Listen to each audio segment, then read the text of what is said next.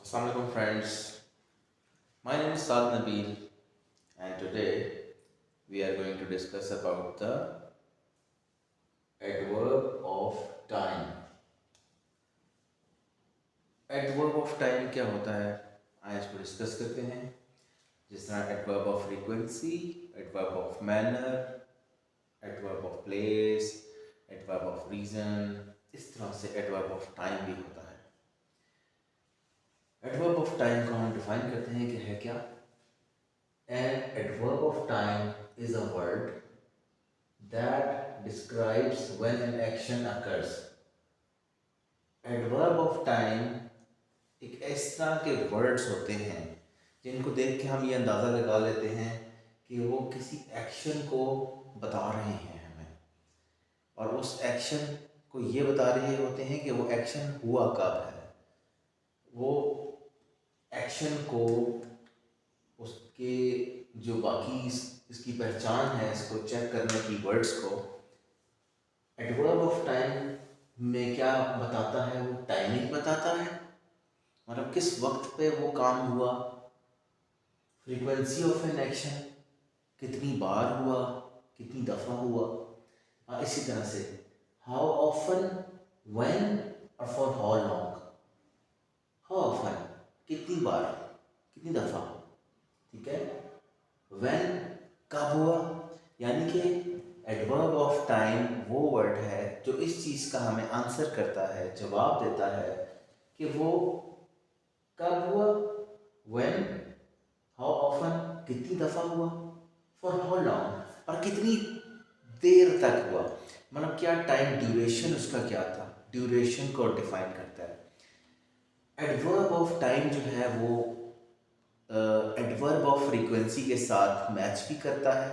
कुछ adverb of frequency में जिस तरह कुछ चीज़ें होती हैं वो एडवर्ब ऑफ टाइम के साथ मैच कर देती हैं। मिसाल के तौर पर कि जैसे बताता है कि I often go for a walk, तो ऑफन बता रहा है कि मैं अक्सर जाता हूँ, तो ऑफन एडवर्ब ऑफ फ्रीक्वेंसी में भी आता है और एडवर्ब ऑफ टाइम को भी बता रहा है, तो ये काफ़ी मैच हो जाता है। आगे इसको डिस्कस करते हैं। List of adverbs of time. Adverb of time की एक हमने लिस्ट बनाई हुई है और भी बहुत सारी लिस्ट हैं इसके अंदर।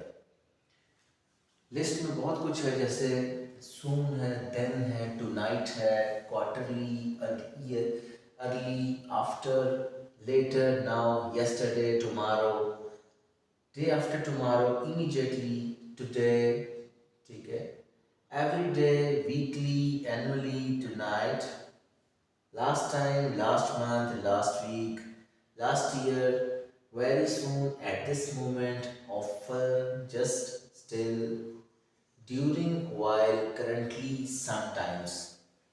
जब किसी जुमले के अंदर, सेंटेंस के अंदर ये वाले वर्ड्स आएंगे तो इनको हमने ख़ास पोजीशन पर लिखना होता है।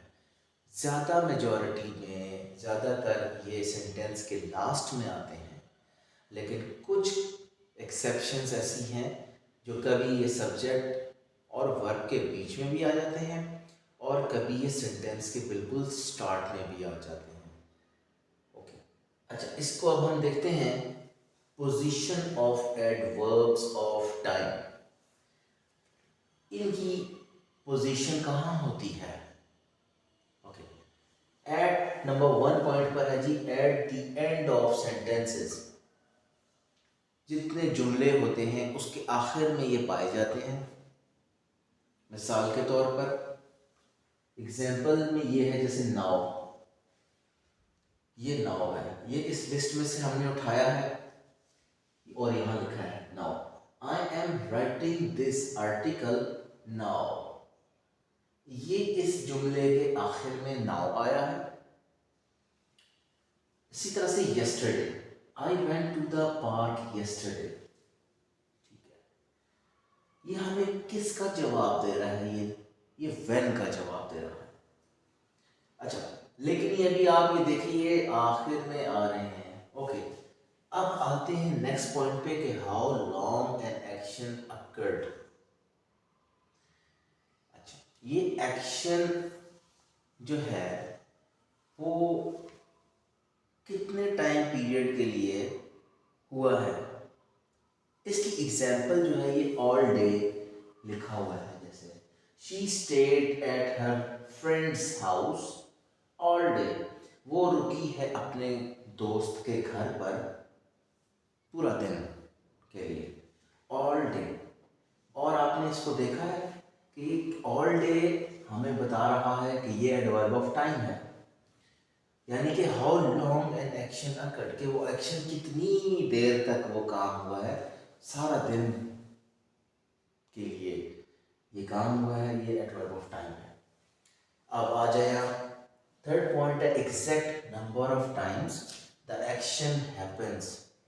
हमें ये पता चल जाए कि जो हमारा एक्शन हुआ है उसका एग्जैक्ट नंबर क्या है, वो कैसे पता चलेगा।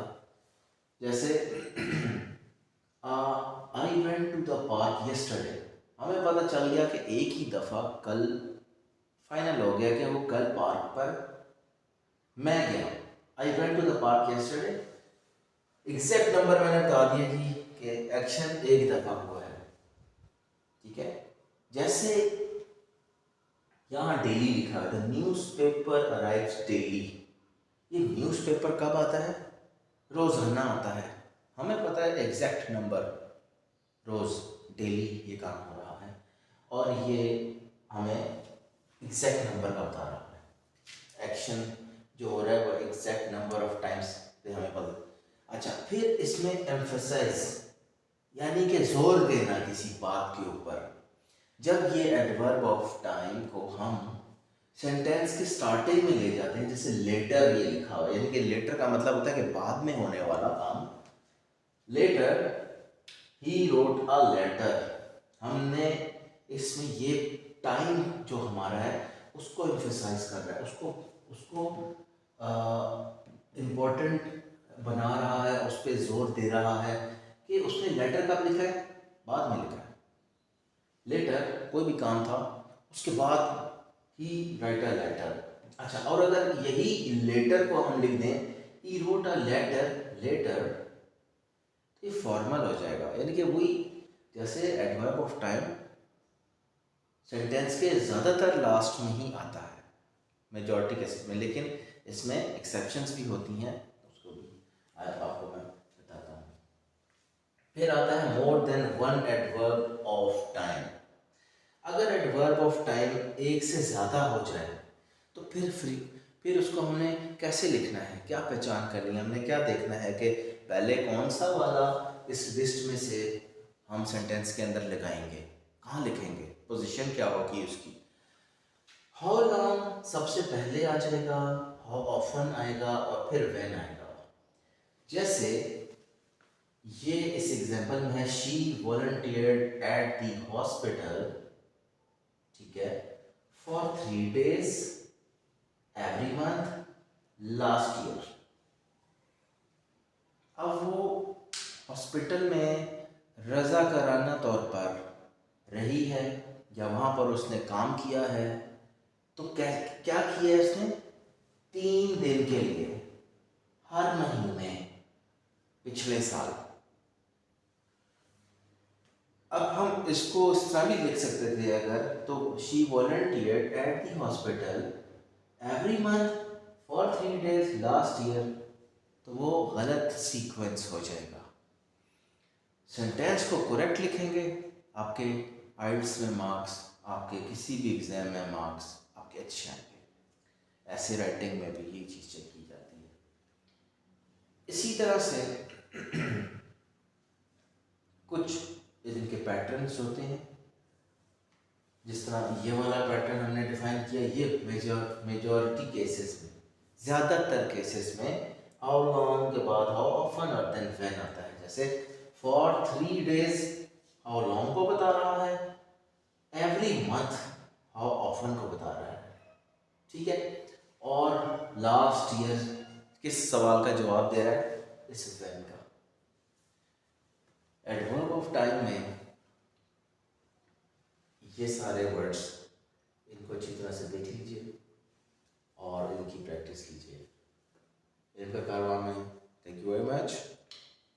आपके लिए नेक्स्ट लेक्चर में फिर हाजिर होंगे। तब तक के लिए अल्लाह हाफिज़।